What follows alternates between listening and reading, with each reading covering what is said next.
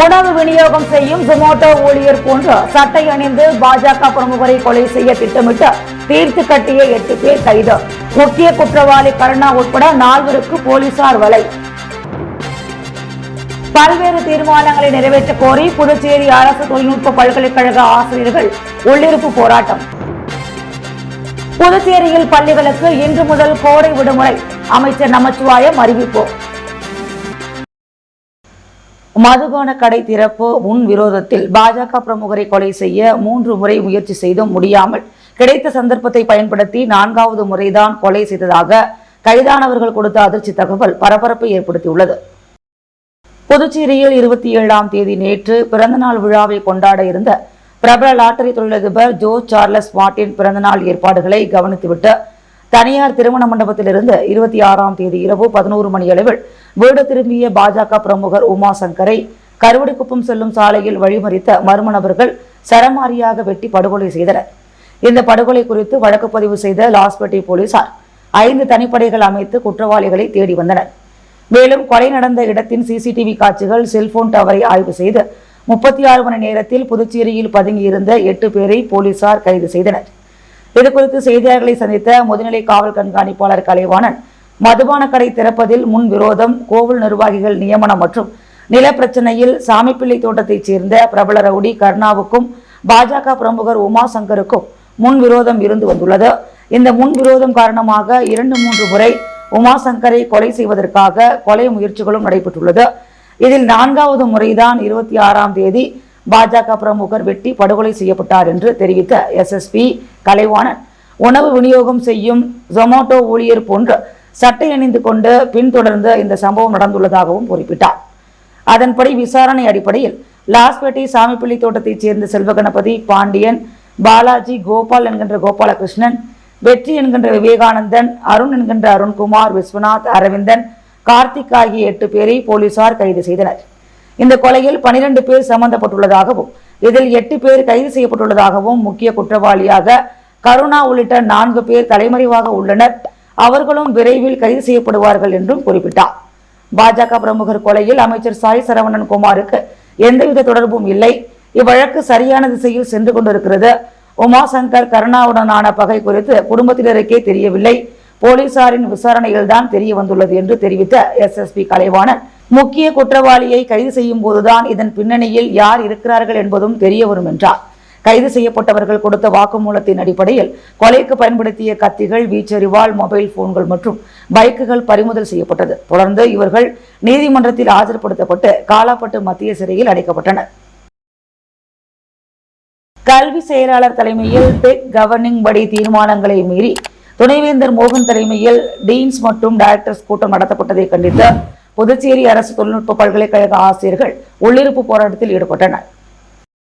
புதுச்சேரி காலாப்பட்டு தொகுதியில் அமைந்துள்ள புதுச்சேரி அரசு தொழில்நுட்ப பல்கலைக்கழகத்தில் புதுவை பொறியியல் கல்லூரி ஆசிரியர்கள் சங்கம் சார்பில் மாணவர் நலன் கருதி ஆசிரியர்கள் மற்றும் பணியாளர்கள் காலி பணியிடங்களை நிரப்ப வேண்டும், சிஏஎஸ் உறுப்பினர்களுக்கு திருத்தப்பட்ட சம்பளத்தை செயல்படுத்த வேண்டும், ஆட்சிமன்ற குழு அமைக்க வேண்டும், பிடியு பேராசிரியர்கள் பணி ஓய்வு வயதை 62 65 உயர்த்த வேண்டும், புதிய பதவிகள் மற்றும் பொறுப்புகள் நியமனத்தில் சீனியாரிட்டி முறையை செயல்படுத்த வேண்டும், பிடியு ஓய்வு பெற்ற ஊழியர்களின் ஓய்வூதியத்தை கிராண்ட் இன் எய்டில் அரசு சேர்க்க வேண்டும் உள்ளிட்ட கோரிக்கைகளை வலியுறுத்தி கடந்த ஒரு வாரமாக வகுப்பறையில் கருப்பு பேட்ஜ் அணிந்து போராட்டம் நடத்தி வந்தார். இந்நிலையில் புதுச்சேரி தொழில்நுட்ப பல்கலைக்கழக பேராசிரியர்கள் சங்கம் முன்னெடுத்துள்ள கால வரையற்ற உள்ளிருப்பு வேலைநிறுத்தம் தீவிரமடைந்துள்ளது. பேராசிரியர்கள் பல்கலைக்கழக நிர்வாக அலட்சியத்தை கண்டித்து போராட்டத்தில் ஈடுபட்டுள்ளனர். இதனால் வகுப்புகள் நடைபெறவில்லை, மாணவர்கள் கல்வி பாதிக்கப்பட்டுள்ளது. PECTA கடந்த ஆண்டு ஜூன் மாதம் முன்வைத்த கோரிக்கைகள் மீது நடவடிக்கை எடுக்காத நிர்வாகத்தையும், கல்வி செயலாளர் தலைமையில் பெக் கவர்னிங் படி தீர்மானங்களை மீறி துணைவேந்தர் மோகன் தலைமையில் டீன்ஸ் மற்றும் டைரக்டர்ஸ் கூட்டம் நடத்தப்பட்டதையும் கண்டித்து போராட்டத்தில் ஈடுபட்டுள்ளது. PECTA நிர்வாகத்தின் இத்தகைய செயல்பாடுகளை கடுமையாக கண்டித்து PTU நிர்வாகமும் புதுச்சேரி அரசும் உடனடியாக நடவடிக்கை எடுத்து கோரிக்கைகளுக்கு விரைவில் தீர்வு வழங்க வேண்டும் என பேராசிரியர்கள் உள்ளிருப்பு போராட்டத்தில் ஈடுபட்டு வலியுறுத்தி வருகின்றனர். புதுச்சேரியில் உள்ள அனைத்து பள்ளிகளுக்கும் இன்று முதல் ஜூன் மாதம் 1ஆம் தேதி வரை கோடை விடுமுறை அறிவிக்கப்பட்டுள்ளது. புதுச்சேரி அரசு பள்ளிகள் அனைத்தும் CBSE பாடத்திட்டத்திற்கு மாறிவிட்டன. எனவே கல்வியாண்டும் மாறியுள்ளது. CBSE பள்ளிகளுக்கு ஏப்ரல் மாதம் முதல் மார்ச் வரை கல்வியாண்டு கணக்கிடப்படுகிறது. ஏப்ரல் மாதம் கல்வியாண்டு துவங்கியதும் அடுத்த வரும் மே மாதம் விடுமுறை விடப்படுகிறது. இதன்படி வரும் 30ஆம் தேதி முடிந்தும் சிபிஎஸ்இ பள்ளிகளுக்கு 1 மாதம் விடுமுறை விடப்படும். ஆனால் கோடை வெயில் தாக்கம் அதிகரித்துள்ள சூழ்நிலையில் புதுச்சேரியில் உள்ள பள்ளிகளுக்கு முன்கூட்டியே விடுமுறை விட வேண்டும் என அரசியல் கட்சிகள், பொதுமக்கள் கோரிக்கை விடுத்து வந்தனர். இது தொடர்பாக முதல்வர் ரங்கசாமியுடன் கலந்து ஆலோசித்த அமைச்சர் நமச்சிவாயம் 3 நாட்களுக்கு முன்கூட்டியே புதுச்சேரியில் 4 பிராந்தியங்களில் உள்ள அனைத்து பள்ளிகளுக்கு விடுமுறை அளித்து உத்தரவிட்டுள்ளார். அவர் வெளியிட்டுள்ள செய்திக்குறிப்பில், அதிகரித்து வரும் கோடை வெயில் தாக்கத்தின் காரணமாக புதுச்சேரி, காரைக்கால், மாகி, ஏனாம் ஆகிய 4 பிராந்தியங்களிலும் உள்ள அனைத்து அரசு மற்றும் அரசு நிதியுதவி பெறும் பள்ளிகள், தனியார் பள்ளிகளுக்கு இன்று 28ஆம் தேதி முதல் ஜூன் மாதம் 1ஆம் தேதி வரை விடுமுறை அளிக்கப்படுகிறது. மீண்டும் பள்ளிகள் ஜூன் மாதம் 2ஆம் தேதி முதல் வழக்கம் போல் செயல்படும் என அதில் கூறப்பட்டுள்ளது. பாஜ பிரமுகர் கொலைக்கும் எனக்கும் எந்தவித தொடர்பும் இல்லை என்று அமைச்சர் சாய்ஜி சரவணகுமார் விளக்கம் அளித்துள்ளார். புதுச்சேரி பாஜக பிரமுகர் உமாசங்கர் படுகொலை செய்யப்பட்ட வழக்கில் பாஜக அமைச்சர் சாய் சரவணகுமாருக்கு தொடர்பு இருப்பதாக சந்தேகிப்பதாக உமாசங்கரின் தந்தை காவல் நிலையத்தில் புகார் அளித்திருந்தார். இந்நிலையில் உமாசங்கர் கொலையில் தனக்கு எந்தவித தொடர்பும் இல்லை என ஆதிதிராவிட நலத்துறை அமைச்சர் சாய்ஜி சரவணகுமார் மறுப்பு வீடியோ வெளியிட்டுள்ளார். அந்த வீடியோ பதிவில் அவர் கூறியிருக்கும் பொழுது, தமக்கும் உமாசங்கர் கொலைக்கும் எந்தவித தொடர்பும் இல்லை. என் மீது அரசியல் காழ்ப்புணர்ச்சி கொண்டவர்கள் இது போன்ற தவறான செய்திகளை பரப்பி வருகின்றனர். குயில்தோப்பு நில விவகாரத்தில் எனது தங்கை சட்டப்படி நிலத்தை வாங்கியதாகவும் அது தமக்கு சொந்தம் என உமாசங்கர் மற்றும் அவரது தந்தை ஆகியோர் கூறியதன் அடிப்படையில் இது குறித்து உண்மை நிலையை ஆராய மாவட்ட ஆட்சியருக்கு கடிதம் கொடுத்தேன், அவ்வளவுதான். அதற்கும் மாவட்ட ஆட்சியர் மூலம் தீர்வு கிடைத்துவிட்டது. இத்தகைய சூழலில் உமாசங்கர் கொலையில் என்னை தொடர்புபடுத்தி தவறான தகவல்களை பரப்புபவர்கள் மீது சட்டப்படி நடவடிக்கை எடுப்பதோடு இது குறித்து துணைநிலை ஆளுநர், முதல்வர் மற்றும் டிஜிபியிடம் புகார் அளிக்க உள்ளதாக அவர் தெரிவித்தார். பாரதிதாசன் அறக்கட்டளை சார்பில் பாவேந்தரின் பிறந்தநாளை முன்னிட்டு நடைபெற்ற கவியரங்கத்தில் பங்கேற்றவர்களுக்கு சட்டமன்ற உறுப்பினர் வி.பி. ராமலிங்கம் சான்றிதழ்களை வழங்கி பாராட்டினார். புதுவையில் புரட்சி கவிஞர் பாவேந்தரின் 135வது பிறந்த நாளை முன்னிட்டு பாரதிதாசன் அறக்கட்டளை நடத்தும் பாவேந்தர் பெருவிழா 2025 கவியரங்கம் வள்ளலார் சாலையில் உள்ள வேல் சொக்குநாதன் திருமண நிலையத்தில் நடைபெற்றது. புரட்சி கவிஞர் பாவேந்தர் பாரதிதாசனின் 135வது பிறந்த நாளை முன்னிட்டு 135 கவிஞர்கள் பங்கேற்கும் புதியதோர் உலகம் செய்வோம் என்ற தலைப்பில் கவியரங்கம் நடைபெற்றது. ஏராளமான கவிஞர்கள் கலந்து கொண்டு கவிதைகளை வாசித்தனர். பாரதிதாசன் அறக்கட்டளை தலைவர் முனைவர் கலைமாமணி கோ பாரதி தலைமையில் நடைபெற்ற இந்த விழாவில் சிறப்பு அழைப்பாளராக சட்டமன்ற உறுப்பினர் வி.பி. ராமலிங்கம், புதுவை தமிழ்ச்சங்க தலைவர் முத்து ஆகியோர் கலந்து கொண்டு கவியரங்கத்தில் கலந்து கொண்டவர்களுக்கு சான்றிதழ்களை வழங்கி பாராட்டினர். இந்நிகழ்வில் ஏராளமான கவிஞர்கள், மாணவ மாணவிகள் பலர் பங்கேற்றனர். புதுச்சேரி மாநிலம் காசிக்கு வீசும் மிகுந்த திருக்காஞ்சி அருள்மிகு காமாட்சி மீனாட்சி உடனமர் ஸ்ரீ கங்கை வராக நதீஸ்வரர் ஆலயத்தில் ராகு கேது பயிற்சியை முன்னிட்டு சிறப்பு பூஜை நடைபெற்றது. ராகு பகவான் மீன ராசியிலிருந்து கும்பராசிக்கும், கேது பகவான் கன்னி ராசியிலிருந்து சிம்ம ராசிக்கும் பிரவேசிக்கக்கூடிய விசேஷ தினத்தை முன்னிட்டு கடந்த 26ஆம் தேதி சனிக்கிழமை காசிக்கு வீசும் மிகுந்த திருக்காஞ்சி காமாட்சி மீனாட்சி உடனுரை ஸ்ரீ கங்கை வராக நதீஸ்வரர் ஆலயத்தில் சரவணன் சிவாச்சாரியார் தலைமையில் சிறப்பு யாகங்கள், பரிகார யாகங்கள், பூஜைகள், அர்ச்சனைகள் நடைபெற்றது. இதில் ஏராளமான பக்தர்கள் பரிகார பூஜையில் கலந்து கொண்டு ராகு கேதுவிற்கு அர்ச்சனைகள் செய்து விளக்கேற்றி வைத்து சுவாமி தரிசனம் செய்தனர். இதற்கான ஏற்பாடுகளை ஆலய நிர்வாக குழுவினர்கள் செய்திருந்தனர். பாஜக பிரமுகர் உமாசங்கர் கொலை வழக்கை சிபிசிஐடிக்கு மாற்ற வேண்டும் என சட்டமன்ற உறுப்பினர் ஜான்குமார் வலியுறுத்தியுள்ளார். இதுகுறித்து அவர் கூறுகையில், புதுச்சேரி பாஜக பிரமுகர் உமாசங்கர் நேற்று முன்தினம் நள்ளிரவில் வெட்டி படுகொலை செய்யப்பட்டார். இவர் எங்கள் குடும்பத்தில் மிகவும் அன்பாக பழகினார். அவர் கொலை செய்யப்பட்ட தகவல் அறிந்த நாங்கள் அதிர்ச்சி அடைந்தோம். குற்றவாளிகளை போலீசார் அடையாளம் கண்டறிந்துள்ளனர். உண்மையான குற்றவாளிகளை பிடித்து தக்க தண்டனை வழங்க வேண்டும். முதல்வரும் உள்துறை அமைச்சரும் உடனடியாக விசாரணை நடத்தி நடவடிக்கை எடுக்க வேண்டும். சரியான நீதி விசாரணை இல்லை என்றால் இந்த கொலை வழக்கை சிபிசிஐடிக்கு மாற்றி குற்றவாளிகளுக்கு தக்க தண்டனை வழங்க வேண்டும் என்றார். யூனிக் லேண்ட் ஸ்போர்ட்ஸ் அகாடமி சார்பில் கடற்கரை சாலையில் போதைப்பொருள் எதிர்ப்பு மினி மாரத்தான் போட்டி நடைபெற்றது. புதுச்சேரி கடற்கரை சாலையில் யூனிக் லேண்ட் ஸ்போர்ட்ஸ் அகாடமி சார்பில் போதைப்பொருள் எதிர்ப்பு மினி மாரத்தான் போட்டி நடைபெற்றது. தலைவர் ராஜேந்திரன், செயலர் திலக், பொருளாளர் சரண்யா உள்ளிட்டோர் 1000க்கும் மேற்பட்ட மாணவ மாணவிகள் கலந்து கொண்டனர். கடற்கரை சாலையில் தொடங்கிய இந்த மினி மாரத்தான் போட்டி முக்கிய வீதிகள் வழியாக சென்று மீண்டும் கடற்கரை சாலையை வந்தடைந்தது. தொடர்ந்து வெற்றி பெற்றவர்களுக்கு பரிசுகளும் சான்றிதழ்களும் வழங்கப்பட்டது.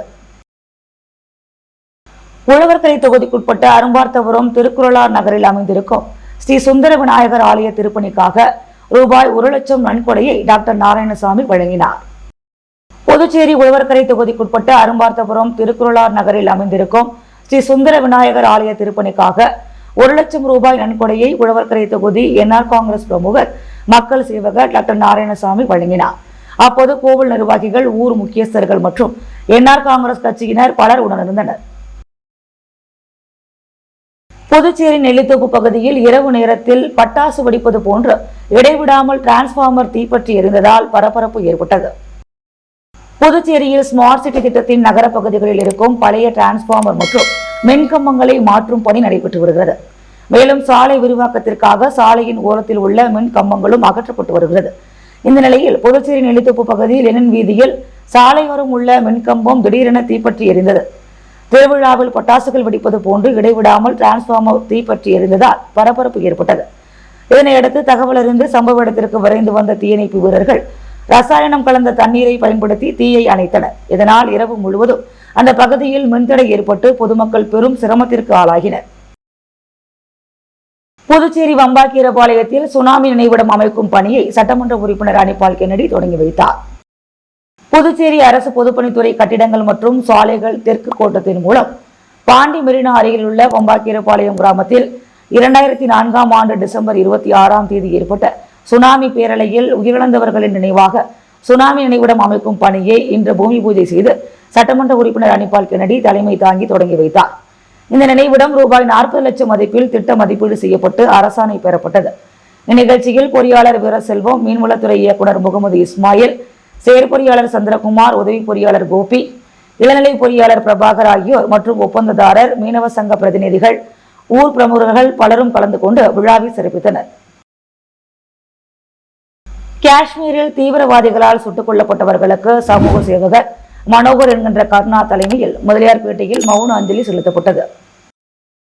கடந்த ஒரு வாரத்திற்கு முன்பு காஷ்மீரில் தீவிரவாதிகளால் சுற்றுலா பயணிகள் சுட்டுக் கொல்லப்பட்டனர். இது நாடு முழுவதும் பெரும் அதிர்வலையை ஏற்படுத்தியது. இதனையடுத்து புதுச்சேரி முதலியார்பேட்டை பகுதியில் சமூக சேவகர் மனோகர் தலைமையில் அவர்களது படத்திற்கு மெழுகுவர்த்தி ஏந்தி மலர் தூவி அஞ்சலி செலுத்தப்பட்டது. இதில் செல்வகுமார், மோகன், விக்ரமாதித்யன், கர்ணா, பிரவீன், ராம், சதீஷ் மற்றும் ஊர் மக்கள் பலர் கலந்து கொண்டு மலர் தூவி அஞ்சலி செலுத்தினர். புதுவை அரசு ஊழியர்கள் சம்மேளன அலுவலகத்தில் நடைபெற்ற ஓய்வு பெற்ற அங்கன்வாடி ஊழியர்கள் சங்கத்தின் பொதுக்குழு கூட்டத்தில் பல்வேறு தீர்மானங்கள் நிறைவேற்றப்பட்டன. 200க்கும் மேற்பட்ட ஊழியர்கள், உதவியாளர்கள் கலந்து கொண்ட இக்கூட்டத்தில் கடந்த 10 ஆண்டுகளாக நிதிநிலை காரணம் காட்டி கொடுக்கப்படாமல் இருந்த உதவியாளர்களுக்கு 6வது ஊதிய குழுவின் 50% நிலுவைத் தொகை பெறவும், ஊழியர்களின் பணிக்கொடை மற்றும் ஓராண்டாக காரைக்கால் ஊழியர்களுக்கு முதியோர் உதவித்தொகை வழங்கவில்லை. ஆகவே பல்வேறு போராட்டங்கள், பேச்சுவார்த்தைகள் நடத்தி அதன் அடிப்படையில் முதல்வர், மகளிர் மற்றும் வேளாண் துறை அமைச்சர் சபாநாயகரின் சீரிய முயற்சியால் விரைவில் கோரிக்கைகளை நிறைவேற்ற உறுதியளித்துள்ளார்கள். இதில் செயலர் இயக்குநர் மற்றும் ஈரான் இயக்குநர் ஒத்துழைத்து நல்கி பேருதவியாக இருந்ததற்கு நன்றி தெரிவித்தோம். இதையெல்லாம் விளக்கவும் அனைத்து உதவியாளர்கள் நிதி பெறுவதற்கு ஏதுவாக அவர்களின் ஆதார் கார்டு, வங்கி புத்தகம், ஓய்வு பெற்ற ஒப்புதல் ரசீது நகல் எடுத்து அந்தந்த திட்ட அலுவலகத்தில் கொடுக்குமாறு அறிவுறுத்தப்பட்டது. இறுதியாக விரைவாக ஏற்பாடு செய்து கொடுக்கும் அரசு அதிகாரிகள் அனைவருக்கும் நன்றி கூறப்பட்டது. முன்னதாக கூட்டத்திற்கு மாநில தலைவர் மண்ணாங்கட்டி தலைமை தாங்கினார். அரசு ஊழியர்கள் சம்மேளனத்தின் தலைவர்கள் ராதாகிருஷ்ணன், முனுசாமி, பிரேமதாசன் மற்றும் ரவிச்சந்திரன், பொறுப்பாளர்கள் அனைவரும் கலந்து கொண்டு சிறப்பித்தனர். பகல்காம் பயங்கரவாத தாக்குதலில் உயிரிழந்தவர்களுக்கு சகா யோஜினி என்ற பெண்கள் குழு சார்பில் அமைதி ஊர்வலம் நடைபெற்றது. பகல்காம் பயங்கரவாத தாக்குதலில் உயிரிழந்தவர்களுக்கு சகா யோஜினி என்ற பெண்கள் குழு சார்பில் அமைதி ஊர்வலம் பாலாஜி திரையரங்கில் இருந்து புறப்பட்டு ராஜா சிக்னல் அருகே மெழுகுவர்த்தி ஏந்தி அஞ்சலி செலுத்தப்பட்டது. இந்த அஞ்சலியில் திமுக மாநில கழக அமைப்பாளரும் சட்டமன்ற எதிர்க்கட்சி தலைவருமான சிவா கலந்து கொண்டு அஞ்சலி செலுத்தினார். இந்நிகழ்வில் குழு நிர்வாகிகள் மது, ராஜ்டி, அகன்ஷா, ஆர்த்தி, இந்து, பயல், ஊர்மிளா, கவிதா, ரஞ்சன், நிலம், பமிதா, நந்திதா, ஆர்த்தி, சந்தியா, திமுக மகளிர் அணி காயத்ரி, ஸ்ரீகாந்த், சந்திரகலா, சித்ரா மற்றும் பொதுமக்கள் பலர் கலந்து கொண்டனர். முருங்கம்பாக்கம் பகுதியில் உள்ள அருள்மிகு ஸ்ரீ அங்காள பரமேஸ்வரி அம்மன் ஆலயத்தில் அமாவாசை தினத்தை முன்னிட்டு தீச்சட்டி ஊர்வலம் நடைபெற்றது. முருகம்பாக்கம் ஸ்ரீ திரௌபதி அம்மன் ஆலய தேவஸ்தானத்திற்கு உட்பட்ட அருள்மிகு ஸ்ரீ அங்காள பரமேஸ்வரி அம்மன் ஆலயத்தில் அமாவாசை திதியை முன்னிட்டு சிறப்பு பூஜைகள் மற்றும் வழிபாடு நடைபெற்றது. இதில் அம்மனுக்கு பால், தயிர், இளநீர், பன்னீர், சந்தனம் உள்ளிட்ட திரவியங்களால் ஆன சிறப்பு அபிஷேகங்கள் நடைபெற்று மகா தீபாராதனைகள் காண்பிக்கப்பட்டது. அதனைத் தொடர்ந்து இவ்வாலயத்தில் அம்மனுக்கு சங்கராபரணி நதிக்கரையிலிருந்து புனித நீர் கொண்டு வரப்பட்டு பூங்கரகம் ஜோடிக்கப்பட்டு ஆலய பிரதட்சணம் நடைபெற்று மகா ஜோதி போற்றப்பட்டது. தொடர்ந்து 200க்கும் மேற்பட்ட பக்தர்கள் தீச்சட்டி ஏந்தி ஆலயம் வந்து தங்களது நேர்த்தி கடனை செலுத்தினர். மேலும் உற்சவ மூர்த்தியின் ஊஞ்சல் உற்சவம் நடைபெற்றது. மாநில காங்கிரஸ் செயற்குழு உறுப்பினர் விஜயலட்சுமி ஜெயமூர்த்தி தலைமையில் நடைபெற்ற இவ்விழாவில் முன்னாள் முதலமைச்சர் நாராயணசாமி, முன்னாள் அமைச்சர் கந்தசாமி, முன்னாள் சபாநாயகர் சபாபதி, முன்னாள் சட்டமன்ற உறுப்பினர் அனந்தராமன் ஆகியோர் சிறப்பு விருந்தினராக கலந்து கொண்டு சுவாமி தரிசனம் செய்து வழிபட்டனர். மேலும் இவ்விழாவிற்கான ஏற்பாடுகளை ஆலய நிர்வாக அதிகாரி பாலசுந்தரம், விழா குழுவினர் மற்றும் பொதுமக்கள் செய்திருந்தனர். முத்து கோல்ட் ஹவுஸ் வழங்கும் தங்கம் மற்றும் வெள்ளி விலை நிலவரம். தங்கம் 1 கிராம் 8,940 ரூபாய், வெள்ளி 1 கிராம் 108 ரூபாய். உணவு விநியோகம் செய்யும் ஜொமேட்டோ ஊழியர் போன்று சட்டை அணிந்து பாஜக பிரமுகரை கொலை செய்ய திட்டமிட்டு தீர்த்து கட்டிய 8 பேர் கைது. முக்கிய குற்றவாளி கருணா உட்பட 4 போலீசார் வலை. பல்வேறு தீர்மானங்களை நிறைவேற்ற கோரி புதுச்சேரி அரசு தொழில்நுட்ப பல்கலைக்கழக ஆசிரியர்கள் உள்ளிருப்பு போராட்டம். புதுச்சேரியில் பள்ளிகளுக்கு இன்று முதல் கோடை விடுமுறை, அமைச்சர் நமச்சிவாயம் அறிவிப்பு. நெல்லித்தோப்பு பகுதியில் இடைவிடாமல் தீப்பற்றி எறிந்த டிரான்ஸ்பார்மர், இரவு முழுவதும் மின்சாரம் இல்லாமல் மக்கள் அவதி.